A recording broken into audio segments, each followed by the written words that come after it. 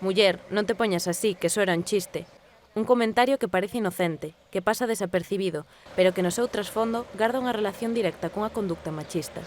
Este tipo de situacións son as que se queren visibilizar dende o Concello de Monforte de Lemos coa colaboración do Centro de Atención á Muller e a Cooperativa Aravías para evitar casos de acoso. Derivan de un proxecto que consiste na elaboración de dúas guías.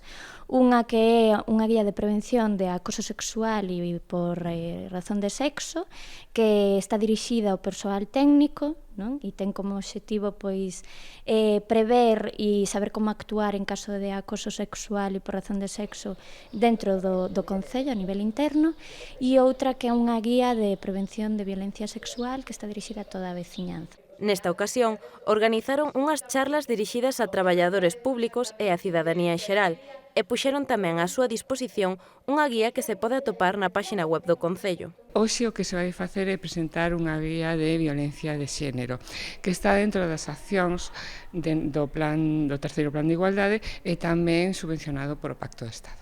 O obxectivo último é sensibilizar e informar destas conductas que están moi arraigadas na sociedade e das que moitas veces nin sequera nos decatamos. Hai medidas na educación, nos ámbitos dos institutos, na política municipal, tanto cos funcionarios como cos políticos, no medio ambiente.